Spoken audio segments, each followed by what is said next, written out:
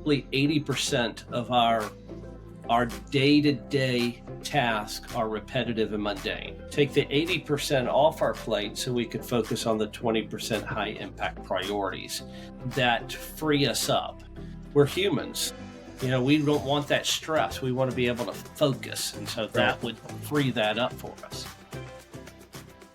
Welcome back, everybody, to another episode of the Allied Advisors Podcast, the podcast for mid-market manufacturers looking to scale operations and improve that ever-important bottom line. Today, I'm joined by my good personal friend, Mr. Larry Collett. I feel really fortunate to be able to take up an hour of Larry's time. I've known Larry for a long time, and every time I talk with Larry, I feel like I get a little bit smarter. He's one of those folks that, and you'll see it in this podcast, he's always dropping wisdom on me and making me feel really stupid and really fortunate to know him. So I'm thankful that he took the time to join me today. Larry comes from an extremely diverse background, from media to app development to AI consultant. Larry's done a little bit of everything. And like I said, I'm really lucky to know him, and even luckier that he agreed to come on here and talk with me today. So, Larry, without further ado, man, I'd love to turn it over to you and tell the folks at home a little bit about or a lot of it about your background, because I mean it. You've done so much. I'm sure that like me, they'd also benefit from it. So yeah, if you don't mind. Yes, sir. Well, first, thanks for having me. I appreciate the opportunity just to talk a little bit about AI and a little bit about what I do. My background, in short, is I got into technology probably in the late 80s, early 90s, messed with computers, took probably more computers apart than I put them together. And but then I had the great opportunity of jumping on with the Evening Post Publishing Company, the parent company of the Post and Courier, and helped them start their internet division way back in the day. And then jumped over the bridge to Mount Pleasant to the NBC affiliate and worked for Media General at the time, that owned multiple stations. And I had the NBC here in Charleston, and then the NBC in Savannah, Georgia, were my two properties that I handled anything that was not on air. I left in 2010 and started a tech company, ran it for about 9.5 years, sold it in 2019, and thought I would retire. But I had a 4-year non-compete with the sale of that company. And so I took that opportunity to really learn. I knew that I needed to learn a little bit more about this thing called AI. And so went back to school, did some night and weekend classes to really understand what AI is and how to implement it. And then when my 4-year non-compete was over, I then started my consulting firm, which is the Larry Collett Consulting Group, and then my implementation firm, which is Automation Captain. And so Automation Captain just does the work. My consulting company, which I get to spend a lot more time in, just lets me talk a lot. And and so that's where I'm at today. And so I'm happy to answer any questions you have and do a deep dive into AI. Man, that sounds awesome. AI is one of these things that it feels, ubiquitous now. It's everywhere you turn, somebody's AI this or AI that. And you hear all of the iRobot scenarios of how AI is going to lead to the destruction of humanity as we know it. And, and I struggle with that a little bit. So, all right, before we get into the manufacturing piece of AI and how AI relates to mid-market manufacturers, I want to talk a little bit about what AI is, what it's not, and maybe go from there if that's okay. So, like I was mentioning, I struggle with this idea that AI, this man-made computer program, large language model, is going to lead to the downfall of humanity. Now, if you were to tell me that humanity is going to program, basically use this tool to wipe ourselves out, that part I completely get and I completely understand. But the idea that this AI is going to take on human traits like biases, prejudices, desires, needs, that it's going to take on those types of characteristics and then decide on its own that, hey, we need to wipe out, all of civilization. I think that's a bit far-fetched. Am I wrong on that, or where am I missing it? Yeah, no, I think you're spot on in regard to what AI's capabilities can do or will do. It really is at its core is a technology that was built by man and or woman, I guess by human. A human. But at the end of the day, it's what we do with it. It's the responsible and ethical use of AI that's really going to lead us in the direction that we need to go and should go. And so I will uh, caution people that when they start leaning into AI or leveraging AI, that they take the appropriate steps to implement AI in the right conditions and the right processes. Does that make sense? Yeah, I mean, it's all in how you use a tool, right? I mean, a hammer isn't destructive unless you go and hit somebody over the head with it, and then of course it's very destructive. So, to me, AI is a tool like every other tool. Now, it's a very powerful tool, but it's still that it's still a tool. It's not not to get into philosophy at 10 o'clock in the morning, but it doesn't have base desires like we do, right? It's not what it is. It's just an inanimate tool. But anyway, all right, that's enough. That's enough philosophy, I guess. Now moving into kind of how AI relates to mid-market manufacturers, I've been super wrong on this over the years. I had a job 10 years ago trying to implement autonomous guided vehicles in a manufacturing setting, and it did not go well. They got stuck. We were constantly going out there trying to unstick them and get them going back on their way to do their jobs. And I thought at the time, like, these self-driving cars, this stuff, this is a pipe dream. This is never going to happen. But, joke's on me. It's happening, right? I mean, I was in a friend's Tesla the other day in self-driving mode, and I mean, it's amazing. The same AGVs, the next generation of those AGVs that we tried to roll out, they're actually working now. So, it does seem like, AI or I guess AI has advanced to the point where it's able to take over such complex tasks that previously were impossible. But where do you think, I know you're not a manufacturing expert, you're an AI expert, but where do you think there's the most opportunities for efficiency improvements in AI? It seems like the whole economy or the whole stock market right now has baked in the assumptions that AI is going to drive massive efficiency gains for the economy, because we kind of need it, right? With declining birth rates, population decreases, we have to have these efficiency gains if we're going to continue to grow. So where do you think the most opportunities are for those? I'll first start with the best opportunity for efficiency in any workplace, whether it's logistics, or it's as we're seeing in the news in Hollywood and in the actors and actresses space. It all focuses on the process at the beginning. It's how we lay it out and design the efficiency process by leveraging AI to do what we want it to do.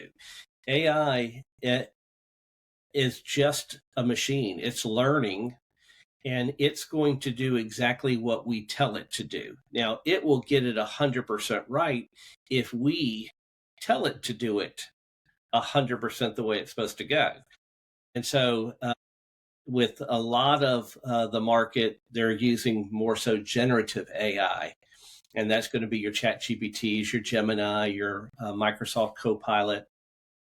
And I tell everybody, garbage in, garbage out. Whatever you put in it is what you're going to get out of it. Well, the same thing applies when you're working on automation workflows or processes to improve productivity and efficiency.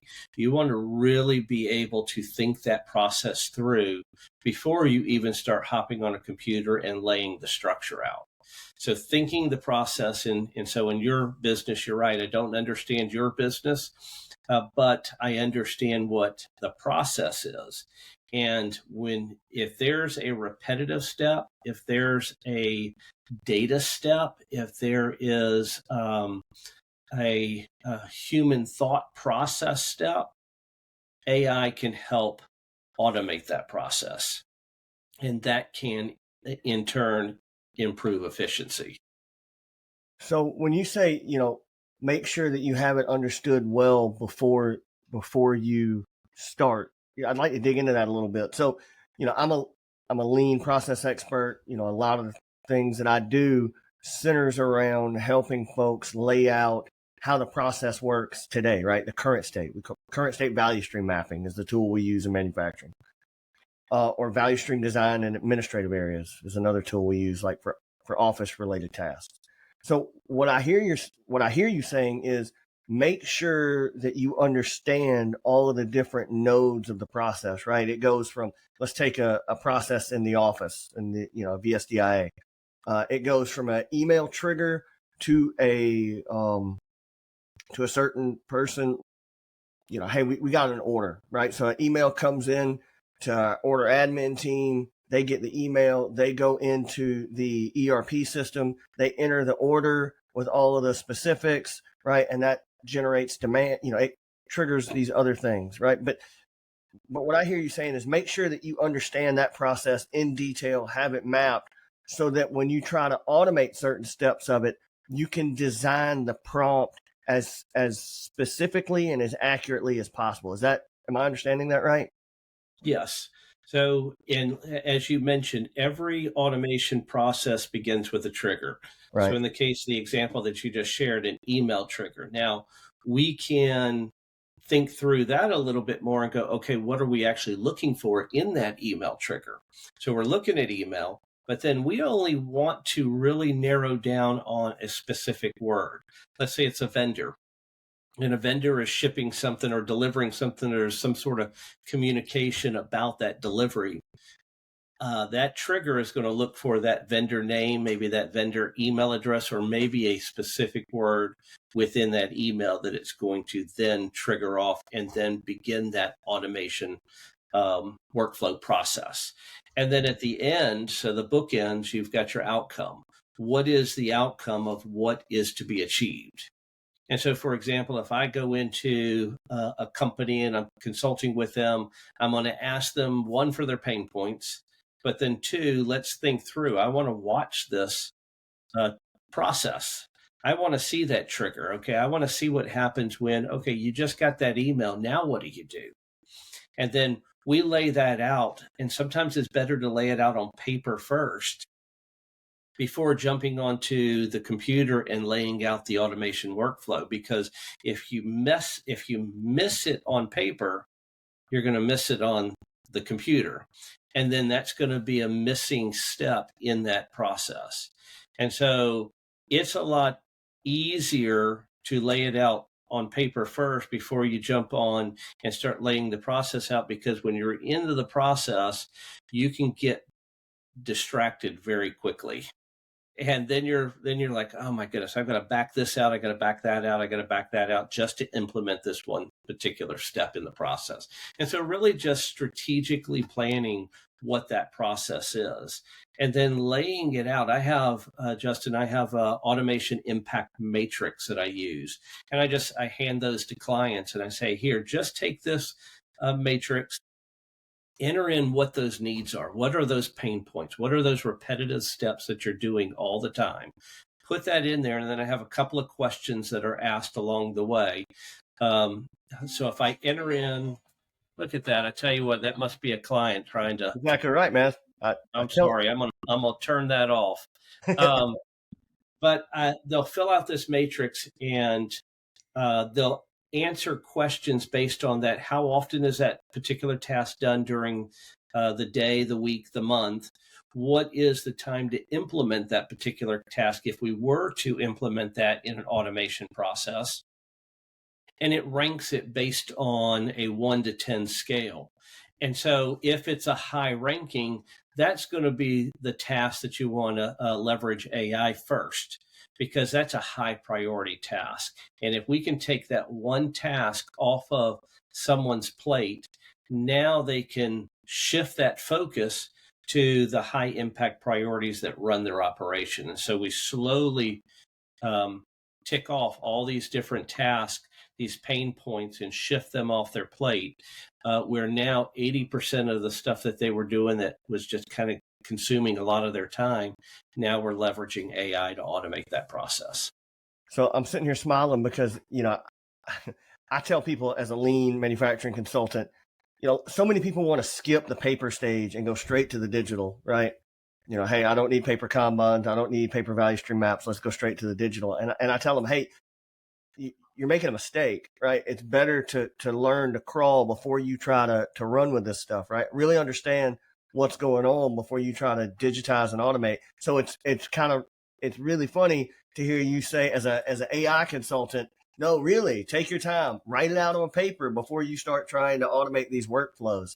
But it sounds like, what I hear you saying is and don't let me put words in your mouth, so feel free to tell me you disagree. But what I hear you saying is right now, there's a lot of potential for automating repetitive administrative tasks, right?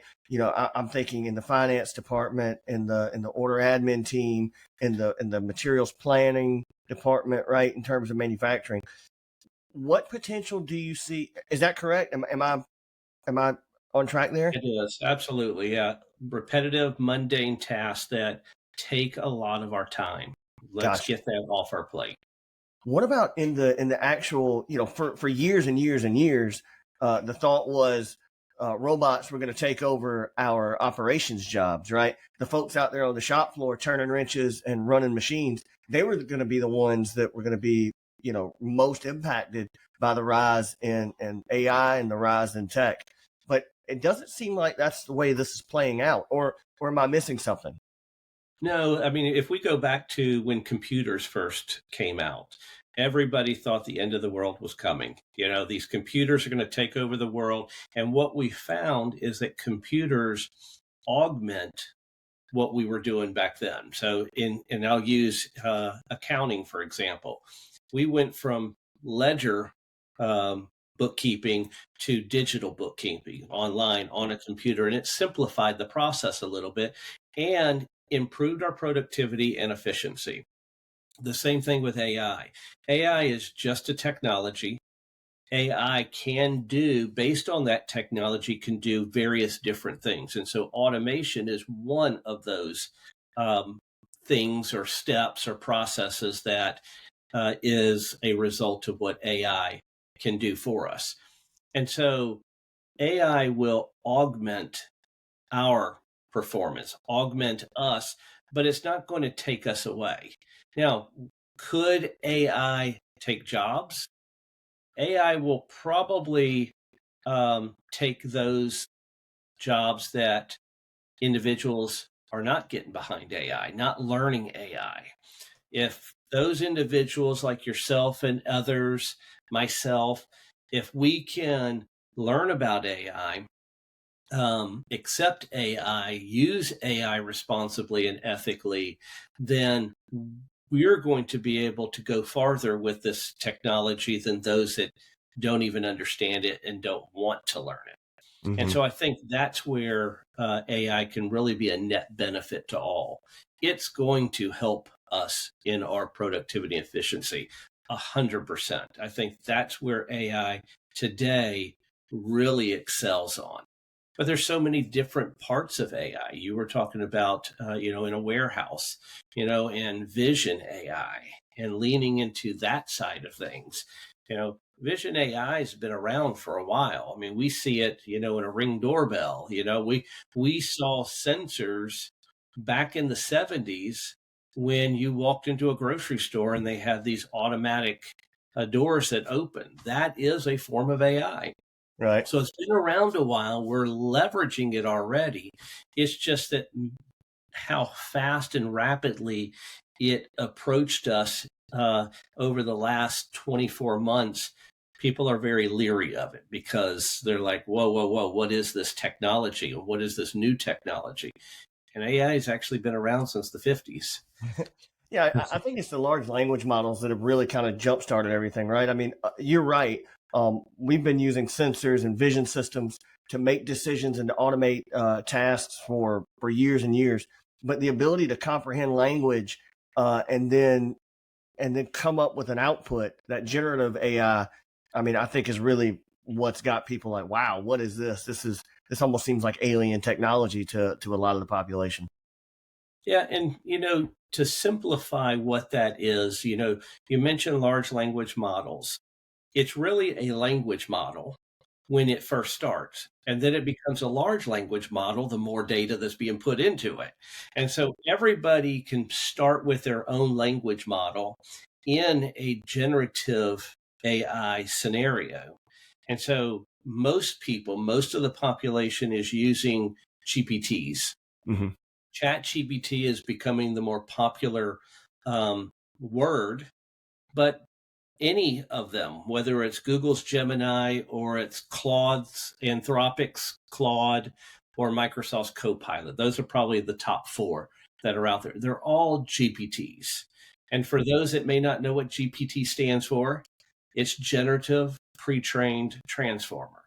So if you break it down by those three words, generative is meaning it's generating, pre-trained content, so pre-trained, and transforming it into whatever your outcome is, whatever you're asking it to do. So anybody who's watching this podcast and listening to this podcast goes into a GPT and types in something, it's pre-trained on so much information and so much data that it's going to output that in milliseconds because it's pre-trained. It's just a big memory, and it's going to transform it into format that you want.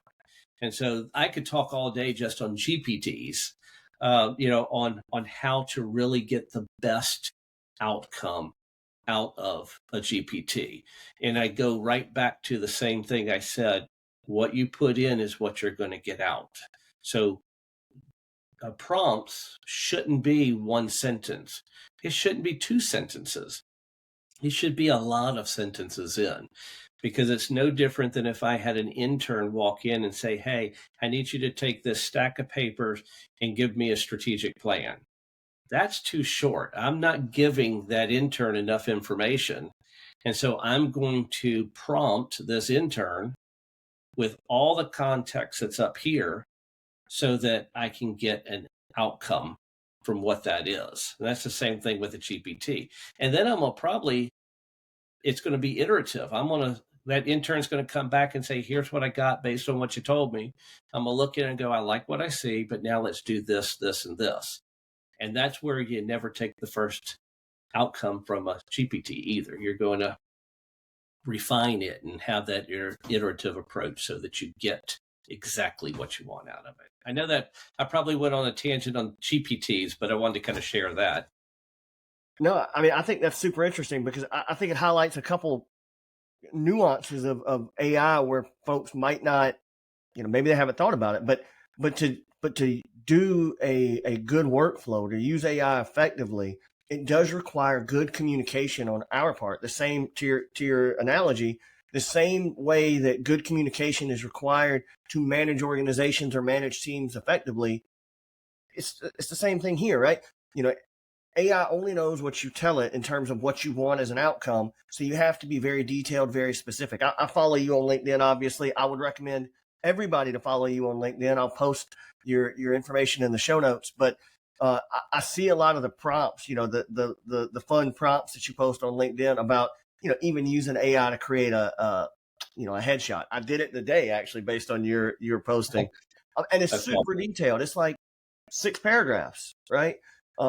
Just to get a headshot. So if you're trying to automate, a purchasing process or a finance process, you're going to need to be super detailed in what you want this thing to do. And then to your earlier point about it's reiterative, right?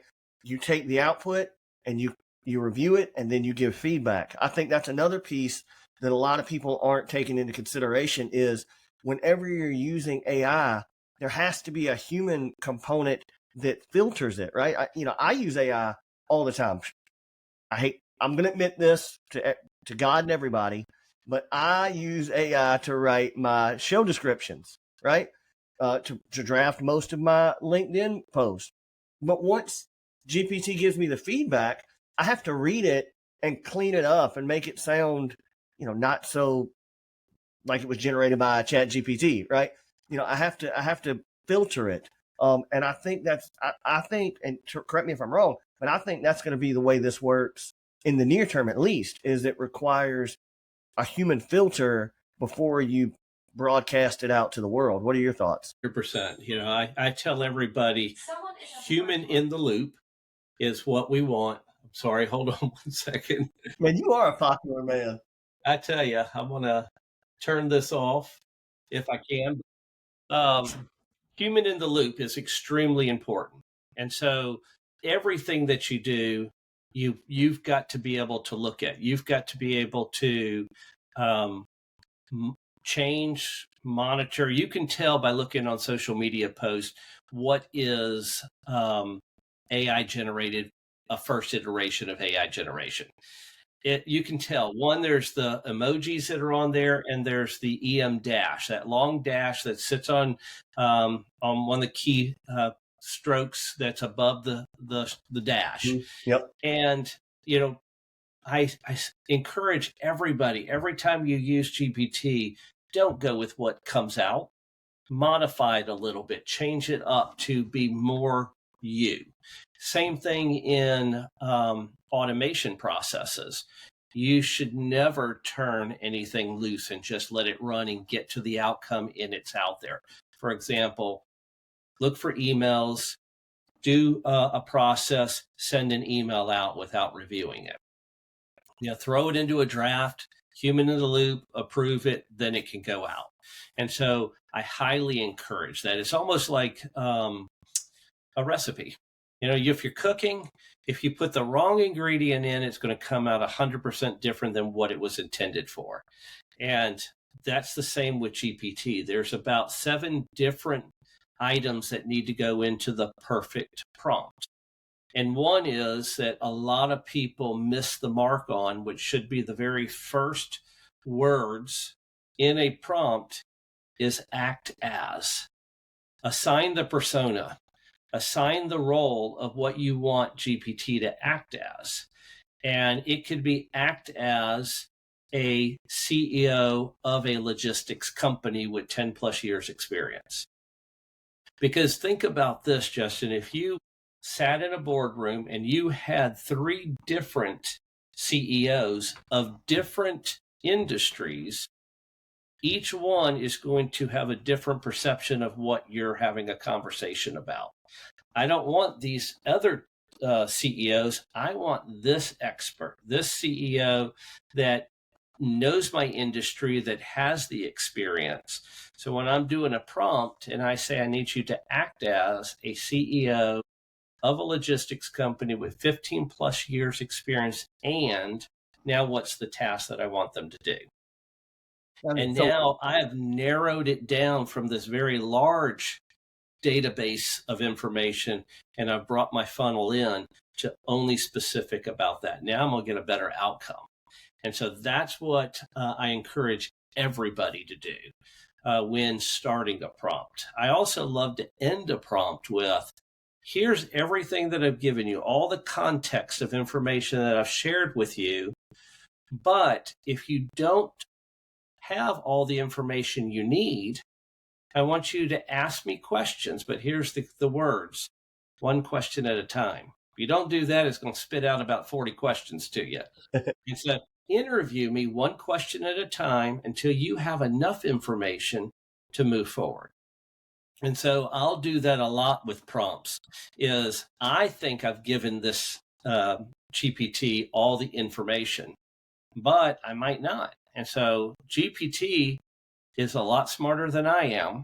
It's going to know that I'm going to need this, this, and this, especially if I'm assigning that role, that persona to that GPT. Now it knows more information than what I'm providing. So it's going to ask me a couple of questions, and then it's going to go, okay, I've got enough information. Let's begin. And then it's going to continue on. So, that's what I mean about you dropping knowledge on me. I never thought about it, but that makes perfect sense. Act as a certain persona, because you're exactly right. Just like this conversation, I have a different perspective on AI and the uses of AI, and with my background and my role than you do, obviously, and that makes total sense. If you're using a tool like ChatGPT or any of the GPTs, that you want to give it a framework by which you want it to see the issue or to see the problem. Wow, that's super smart. And then the questioning piece, I definitely get that too. Hey, just like in any other interaction, right? If you're asking me to do something, I'm going to come back to you and say, okay, Larry, I think I understand. What about this? Right. And we're going to continue to communicate until we get down to a more precise outcome that we're both trying to get to. Right. Yes, which ultimately slides right into productivity and efficiency. I want to be as productive and as efficient as possible when I'm doing this. So I don't want to have to do a lot of back and forth. So I want to have the conversation with the GPT and say, okay, ask me these questions. Let's get it all out while I have this time. Right. Let's take care of this. Now go work. Unlike an intern or a staff member where they take an hour or two to work, GPT is going to spit it back out in milliseconds. And then I'm going to have all the information that I need. And I love your analogy of an intern or a staffer, because that's exactly what this is, right? I mean, you were talking to Chat, or based on what I'm hearing you say is you were talking to ChatGPT or Grok or any of these programs. You're talking to them like you would talk to an intern or a team member, right? You were communicating with them and asking them to accomplish certain tasks. So you need to approach it from that angle, from that perspective. And maybe everybody else is like, yeah, duh, Justin, where have you been? Maybe that was clear to everybody else and I'm slow, but that's a unique perspective that I wasn't tracking before you just said that. So that's awesome. Yeah. And I don't think you're alone. I think there's many people that are still just trying to learn. What do they do with the GPT? How do they use it? And, I'm very personable with the GPT. I'm going to thank it, for doing what I need it to do. And it's like, thank you, but I need now this, or let's look at this and do this. And so I have, when I first started using GPTs a couple of years ago, I was one line. I put one line in, just like what I would put in Google. I'm typing that in and then I'm expecting an output. Well, GPTs are just, in my opinion, extremely more intelligent. I'm not saying that Google's not intelligent, because Google is the company behind Gemini, but it requires a lot more information, a lot more conversation. And that's what's great with all the GPTs is you can push a button now and just talk to it and have the conversation as if you're having a conversation with that staffer or that intern. And I do that a lot. I'm driving down the road. That's when some of the ideas hit my head. And I'm like, let me just push a button. Let's have a conversation. And what's great about the GPTs is it's stored there. It's saved for me when I get back on my laptop. I can go back and I've got all the information that I need. That's incredible that you were using GPT 2 years ago, right? I mean, I don't even think I could have spelled GPT 2 years ago. I had never heard of it. I mean, that's amazing to me that you're so far ahead of the curve on that, because I was not. So that's and all. Here's what's wild, Justin. ChatGPT started in 2017. Isn't that wild? I mean, almost 10 years. I mean, we're 8 years into GPT, but ChatGPT started with a version 1. We didn't actually get it until a version 3. So I think 3.0, 3.5 came out, and that's when it really started to accelerate, and usage was like people were really using it. Yeah, and I heard somebody say, so I was at a conference last week, and one of the presenters made the point. He was talking about AI, and he said, here's what I want you to remember. AI is as bad now as it ever will be. It will never be this bad again, right? It's always going to get better. It's always going to improve. And, I think that's probably one of the things that scares people, but that's also, really amazing. Like, I would like to think that I'm as bad now as I'm ever going to be, but I don't think that's really true. Especially when I'm in traffic, right? Or somebody hits into my group on the golf course. Sometimes I have a little moment, but that's amazing. What's That's that? when you ask ChatGPT how to react to this moment. um, I don't. But that's amazing to think that there's a tool that really is true, and that this is as bad as it's ever going to be. It's always going to get better. And which kind of brings me to my next point. So that same presenter who I was listening to last week mentioned this study, and I sent it to you earlier this week, and now I can't remember the details of it, but I could probably pull it up on my phone.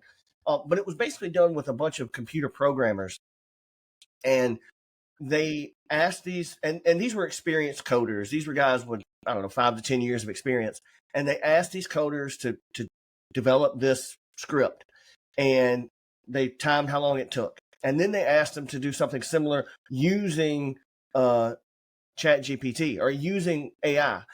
And the guy polled the room and said, how much faster do you think it was? And some people said 30%, 20%, 50%, 75%.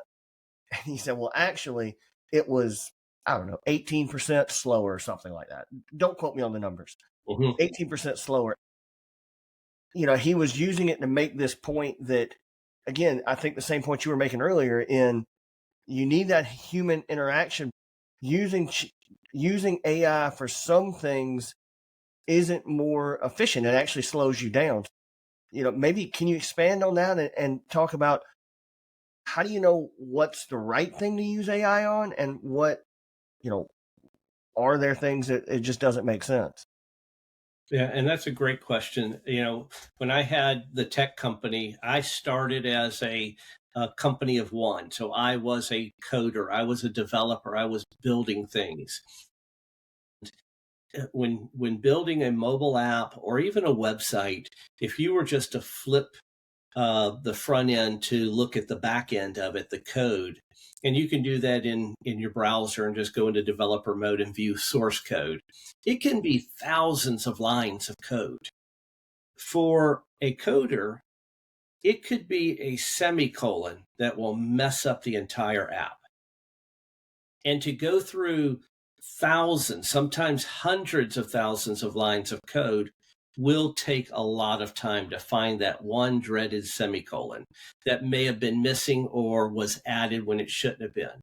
If we had had a GPT when I had the tech company, we would have been a lot more efficient in our process because of debugging. So leveraging AI to debug an issue can be extremely efficient. If you are building something and then asking AI to build it with you or for you, that person, that can be a false sense of knowledge, a false sense of, I can do this. Yeah, and I've done the same thing. Yeah. I've been out of the coding business since 2019. But yet I'll jump into Anthropic's Claude, which is very good at building and coding. And I'll ask it to build something for me. Some may have heard of Bolt or Lovable to build. Those are low code, no code app builders and website builders. But if you don't know what you're doing and you ask it to do it, it looks great, but it's never going to be 100% today. It may be, in weeks, months, and years ahead, but right now it's still learning and perfecting its building skills. And when I say it, AI. And so I was doing this yesterday. I was building a business intelligence dashboard yesterday with a form built into it.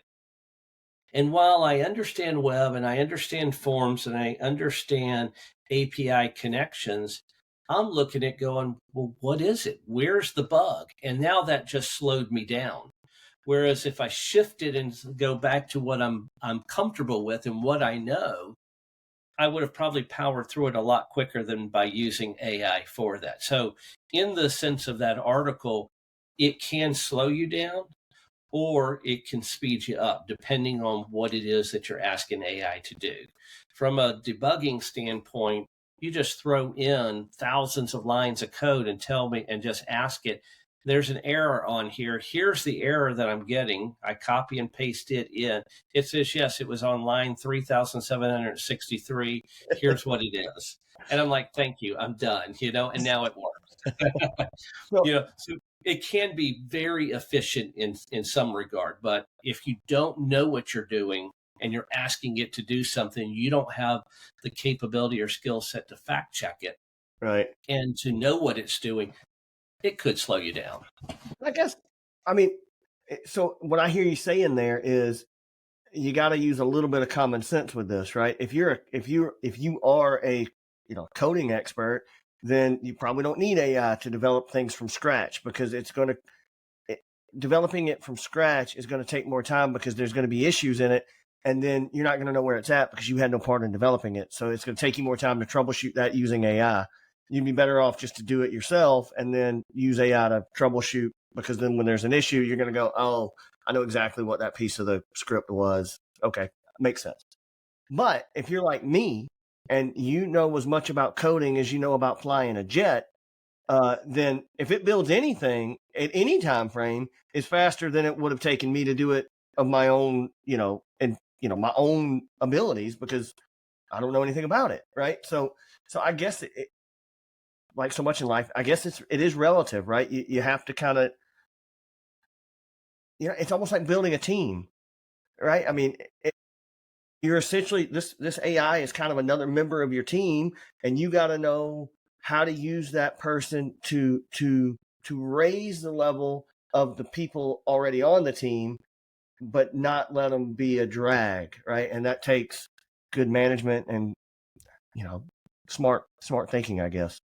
Is that? Yeah, and you bring it back to reality of a human. You hire a human to do something. So there's two things. Whenever I started companies and I'm running companies, two departments that I never messed with, that I never did myself because I knew I'd mess it up, and that's legal and accounting. Those two things that, yes, you need to go do it yourself. So I'm going to hire the best people that have the skill set to do it. What's going to happen, what AI can create, is false sense of knowledge and skill set.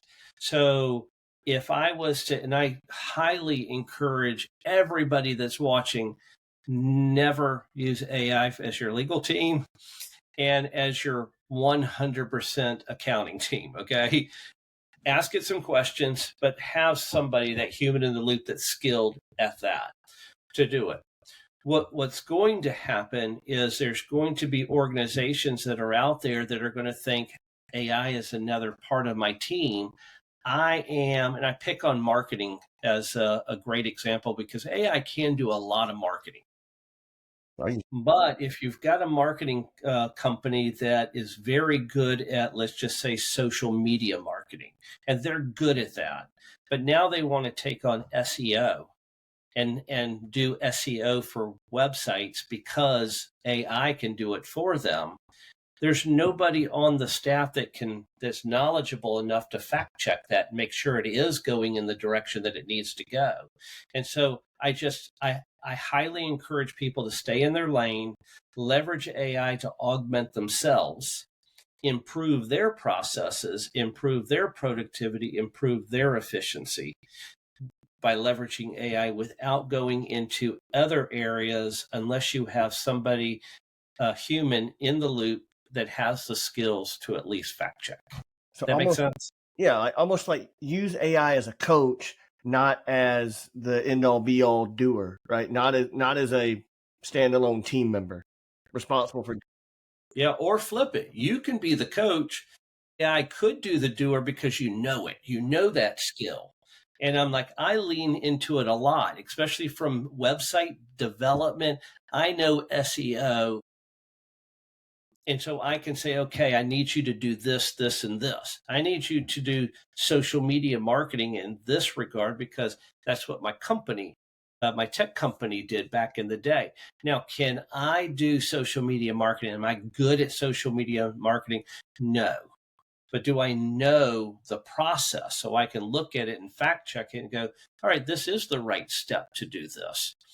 Don't have the emojis in the social media posts, because I know that that's going to look like AI. And so being able to be knowledgeable in that regard and have the skill set to leverage AI to do what you want, is in your lane. Now, your lane could be 6 lanes because you're good at that. I ask all the time, GPT, I want you to act as Justin Goethe and explain to me and build my strategic plan. All right. And so, because I know it's going to deliver what I need. I need the right skill set. I just want to say I feel personally attacked on the emojis comment. Just And here's the thing, a prompt to use with that is you act as a marketing and communications expert or a social media marketing director with 10 plus years experience. Write a social media post about, and do not put EM dash or emojis in the social media post, and it'll do exactly what you want. Now, flip it, because a lot of people post that and say, okay, I want you to create a social media post about this. If you were to add the 2 words or 3 words in storytelling format, maybe that's 4. I'm one of those 5 out of 4 people that are good at math. But you tell it in storytelling format, it will deliver a totally different response for you. So it's just, again, garbage in, garbage out. Put as much into it, you're going to get a lot out. That's really cool. And you know, I do personally relate to your comments about don't use AI to be the guy that knows everything.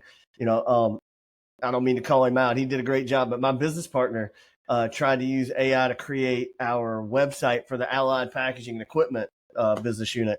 And, you know, he worked his tail off, spent days and hours putting it together, and it looked great. He did a fantastic job, but it was small details, right, that AI kept getting wrong, right?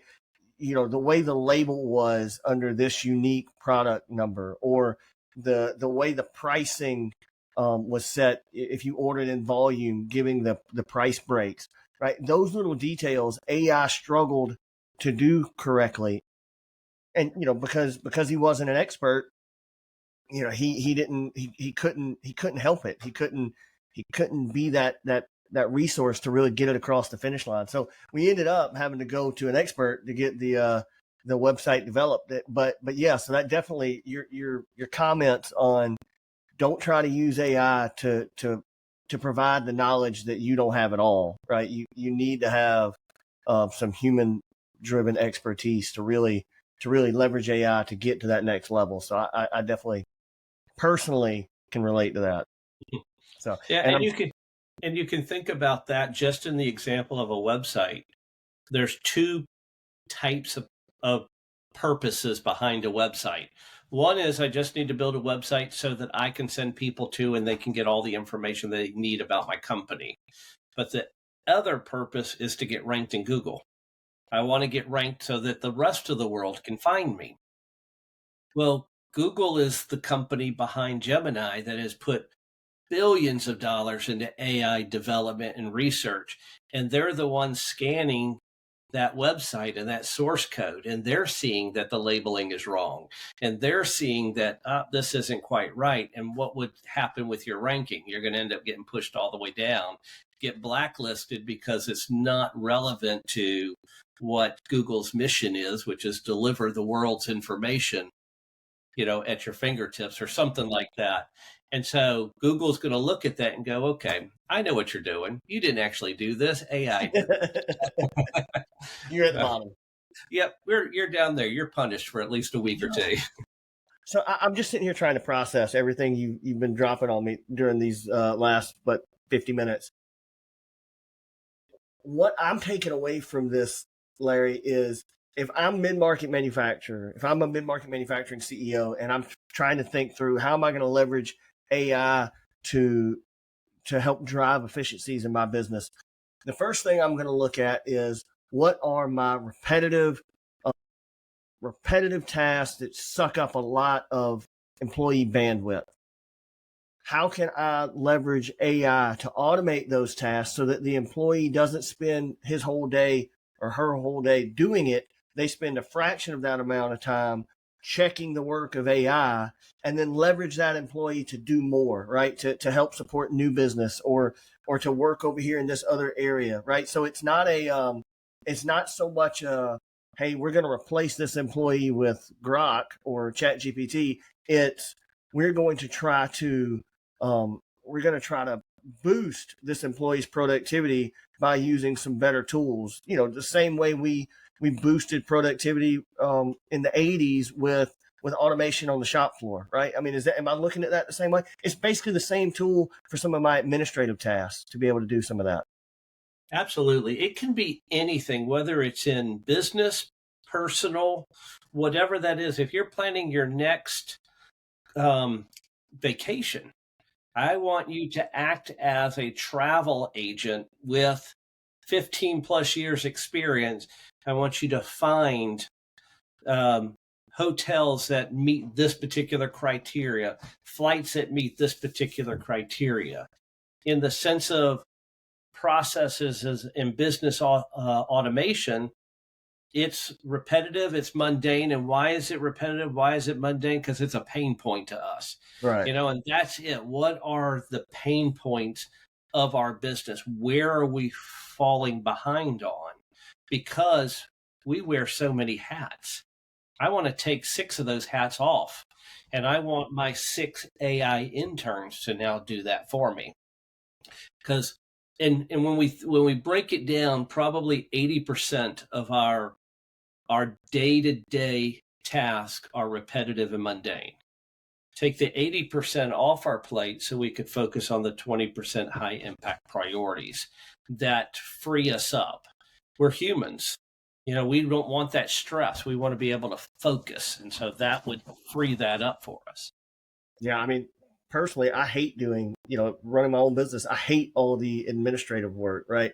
Having to categorize expenses and run payroll and, do all the things that have to be done. And I need to check them, but having to sit through and actually click on all, that just sucks up time. So having an automated workflow that could, do it, present it to me to review and sign off on, that would be, just personally, that would be a huge win. One thing we didn't touch on, Larry, and I know we've been on about 52 minutes now. So if you've got to run, let me know. But one thing, I understand that this is a 4-hour podcast, so I'm good. Joe Rogan's got nothing on the Allied Advisor. That's right.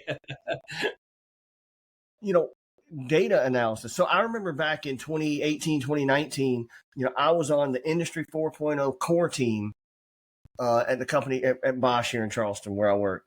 And one of the things they were trying to do was use modeling to predict fallout, further down the line.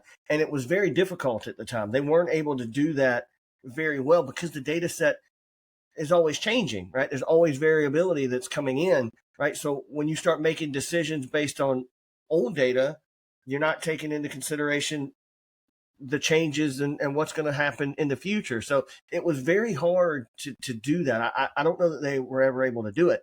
Do you think AI could potentially, what are the use cases for data analytics and forecasting with AI that you see? Or have you dug into that much, or is that? Yeah, I will say that AI is, if I was to be so bold to say that AI was designed for data analysis, data forecasting, predictive analysis, because one thing that we're very good at as humans is we've got the data. We store everything. Okay. And I mean, you could just see it in the number of storage centers that are being built in our communities. We store everything. Data is no different. Probably 80 to 90% of the data that we have gets unused. We build at Automation Captain, we build data lakes, we build data processes, we build analysis and predictive analysis and forecasting analysis by taking historical data. And when I say historical data, yesterday is historical. Data. It's behind us, but it can go all the way from let's just say 1920 to now. AI can read all of that in a matter of milliseconds and do what we need it to do. Okay. And this is just generative AI. Generate the outcome of what we need based on all of this information here. And if it's predictive analysis, predict what could happen. Well, you can't really predict what can happen until you know what did happen. And so AI is 100% ready for that now. It's just a matter of building your database, just storing that information. You know, it's all a language, a large language model. It's a large language model referencing knowledge bases that are out there and data sources that are out there, and then doing what you're asking it to do, and then providing the outcome. And then you can step an automation process on top of that. That I just need every Friday morning, I need a daily summary of what just happened and where we're at, and do my charts based on this historical data and predict what is going to happen. Yeah, when my children were born, or when my oldest was born, we were, I started thinking about college savings plans and all that. And, at the time I was dealing a lot with Tableau and SQL databases at work. I was like, man, this is going to be the future. Data, people who are able to harness this data and to use it effectively to drive better decisions are going to be really successful. So, I'm always a contrarian. So instead of just doing a traditional 529 college savings plan, I started a stock account. And so I was like, well, I think Oracle, because they're the background they're the backbone for all of this data, right? They're the ones that are building the databases to hold it. I think they're going to be successful. And I wasn't smart enough to buy NVIDIA, but having bought Oracle back in 2016, man, I thought it was going to be big, but I had no idea it was going to be as big as it is, with AI and all the demands that it's placing on data storage and data availability. We are becoming, or we already are, a data economy, right? I mean, that is what is driving a lot of the stock market growth right now, is the need for data centers and energy, and all of these, the backbone that's supporting all of these AI, all of these large language models and these AI programs that are running nonstop, millions and billions of times a day. So anyway, that's a separate podcast, but you just said it. It kind of sparked that thought. I think that's super interesting. Maybe we could have you back on somewhere down the line, and we could talk about, all of the possibilities with data, and how do we utilize these generative AI models for predicting problems before they become costly problems. I think that would be another super interesting topic. Well, but Larry, again, man, I can't thank you enough for taking the time to come on here and talk with me. I've learned so much. This has been, I should pay you for coming on here. So, but there's no budget for that. But thank you very much for coming in here and sharing your knowledge. Once again, maybe if people want to hook up with you and get started on this AI journey, where can they find you? The best place is larrycollett.com. That is shares the story of who I am, what I've done, what we do. Also, Justin, what I can do is email you this automation impact matrix and share it with everybody. You can put it in the notes if you want. When I have it where it's you're a viewer only, so it's a Google sheet that's been modified, but it's set to viewer only. So you just have to make a copy of it and then start filling it in, and it'll kind of identify what your pain points are. And now you at least have a good starting point of where to begin your AI journey and your automation workflow journey as well. Because that, in essence, we all know is the hardest part, is the start. If we could just start, now we're on our way. Well, like I said, Larry, this has been great. For those of you guys listening at home, you've already heard that, obviously Larry's expertise around AI. I can personally vouch for he's a better person than he is he's a great AI consultant, but he's an even better person. So if you need help with getting started with any of this, I couldn't recommend Larry enough. I think he's probably forgotten more about this than what I'm going to learn in this lifetime. So again, Larry, thanks so much for coming on the show. Guys, if you enjoyed what you heard today, if you found this valuable, I usually don't ask for this, but I'm going to ask now. please like and subscribe to the podcast. Give us a 5-star review. It really helps us get the message out there to more people. So really, thank you. And Larry, like I said, man, appreciate it. Happy to do it anytime. Yeah, we'll see you. Yes, sir.